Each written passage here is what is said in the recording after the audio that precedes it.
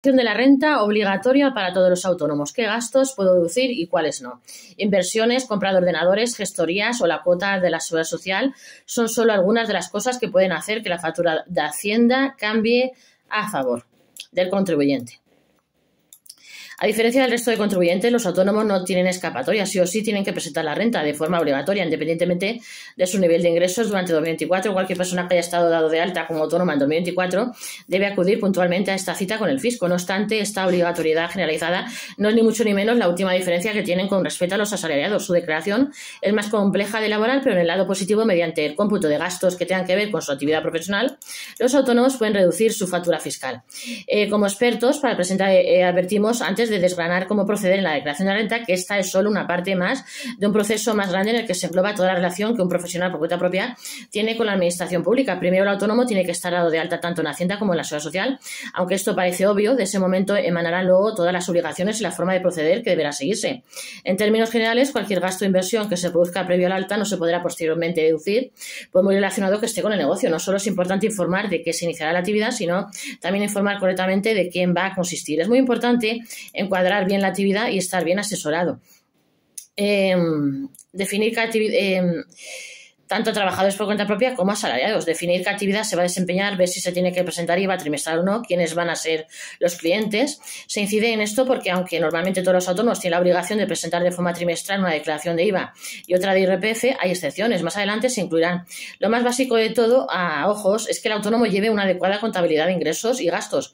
De esa contabilidad es de la que posteriormente beben todas las obligaciones con Hacienda y es la que permite que en la declaración anual de la renta se rebaje la factura fiscal. Sin perder de vista esto, a continuación, mediante varios epígrafes, incluyen las claves para pagar menos en la renta siendo autónomo. ¿Qué novedades hay este año para los autónomos?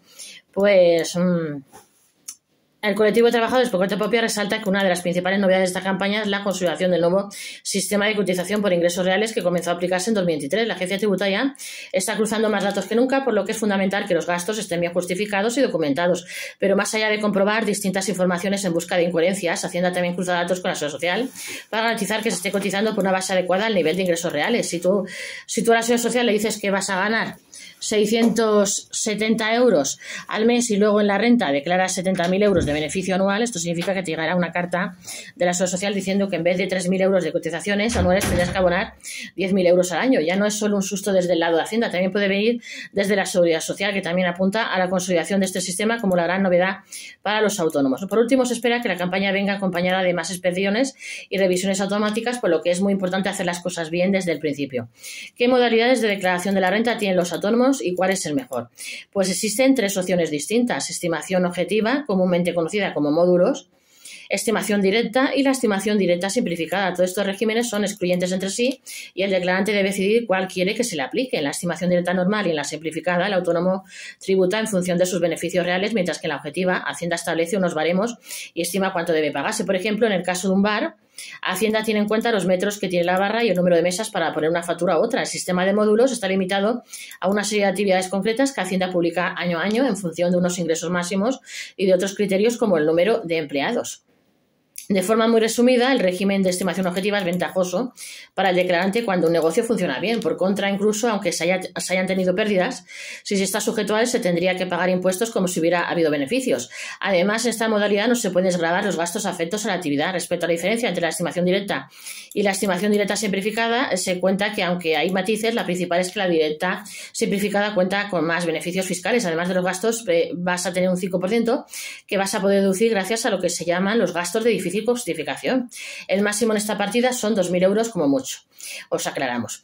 Luego están los gastos que se pueden deducir. Los autónomos que estén en el régimen de estimación directa o en el de estimación directa simplificada tienen la oportunidad de incluir todo gasto en el que hayan incurrido en 2024 para el desarrollo de su actividad económica. La premisa es sencilla, la ejecución no tanto. La barrera entre qué gasto está relacionado o no en ocasiones difusa y llevarlo al extremo puede dar lugar a problemas con Hacienda. La empresa ofrece un software de gestión empresarial en la nube. Dice que para incluir con éxito un gasto, por lo general, deben cumplirse 3 requisitos. Primero, tener bien contabilizado ese gasto. Segundo, contar con documentación, una factura de ese gasto. Y tercero, que el gasto esté de verdad relacionado con la actividad. Cuenta que en los casos en los que hay dudas sobre si los gastos están relacionados con la actividad o no, Hacienda suele tirarlos abajo. Por ejemplo, que se compre un abogado que se compre un traje para ir al juzgado, es muy difícil que Hacienda acepte ese traje como gasto relacionado con la actividad, porque también puede usarse en la vida privada. En cambio, Si es un bono de trabajo con el logo de la empresa, pues normalmente ese tipo de gasto sí que sería permitido por la agencia tributaria.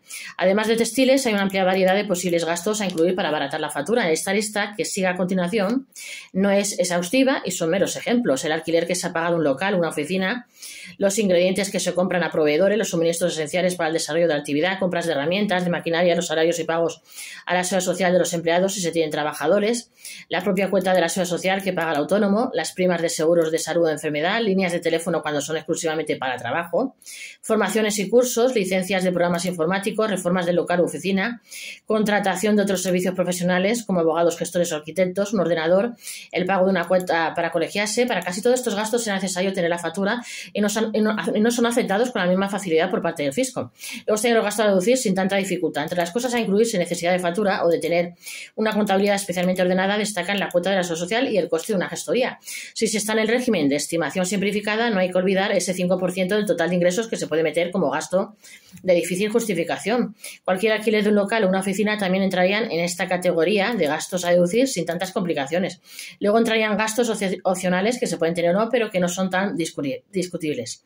Los seguros de salud o enfermedad son deducibles a razón de 500 euros por persona cubierta en el hogar, hasta 4 personas como máximo, y también pueden encuadrarse en este apartado al igual que si se tienen trabajadores los pagos salariales por empleados. ¿Qué gastos son más problemáticos y por qué? Además de la ropa mencionada con anterioridad, otros eternos focos de polémica con el fisco suelen ser vehículos, comida y los gastos de suministro cuando se trata del hogar. Sobre el coche se dice que solo se tiene un único coche y se usa para desplazamiento personal, además de para ver clientes no sería deducible, fuese autónomo o no. Ibas a haber comprado el coche y a utilizarlo igualmente. Respecto a la comida, se especifica que Hacienda considera que se tiene derecho a meter la factura de un restaurante cuando el autónomo acude fuera del municipio habitual en el que reside y se tienen pruebas fehacientes de que efectivamente esa comida estaba relacionada con el trabajo. Solo es deducible si es fuera de tu ciudad y es demostrable que era por motivos profesionales. Si es en fin de semana, ya empiezan a haber muchas más trabas.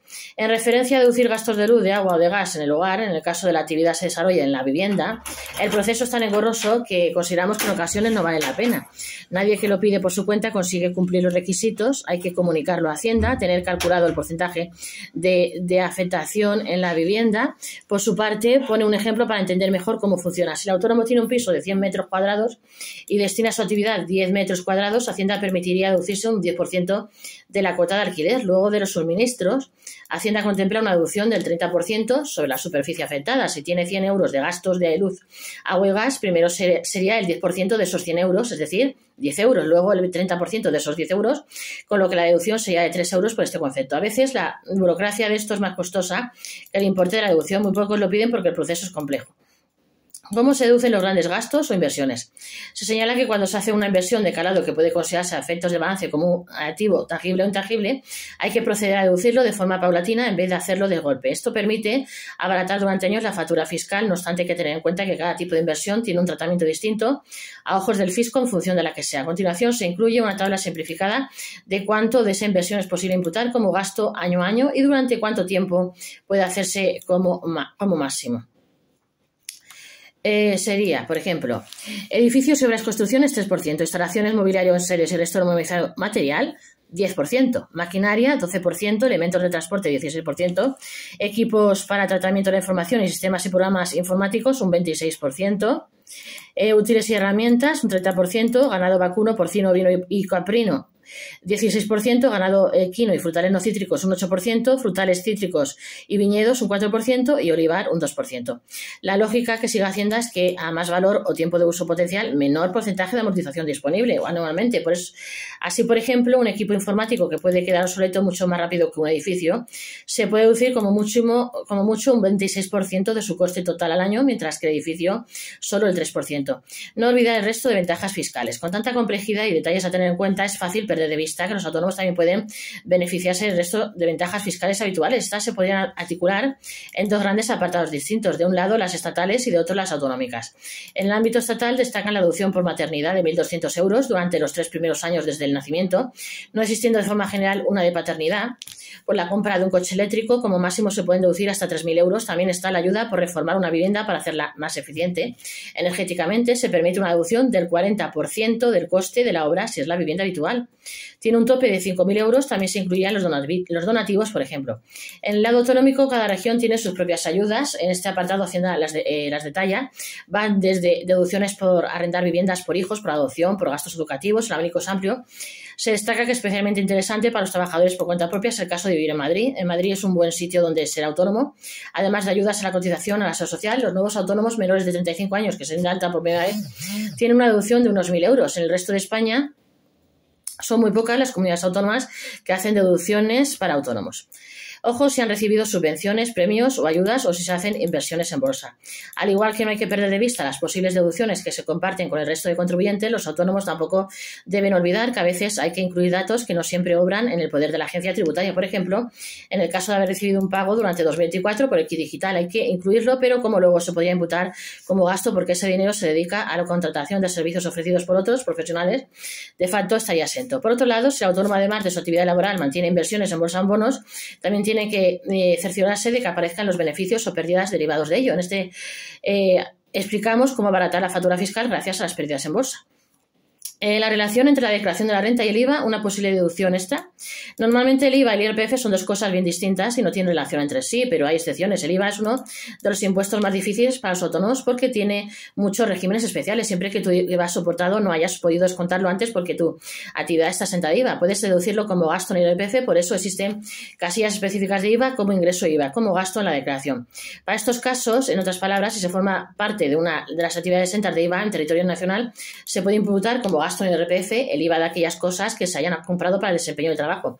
Esto lo pueden hacer exclusivamente aquellos autónomos que estén en estimación directa o directa simplificada en renta. No solo los autónomos exentos de IVA no tienen que presentar las declaraciones trimestrales de IVA, sino que pueden deducirlo como gasto. En la siguiente tabla se relacionan cuáles son las actividades exentas.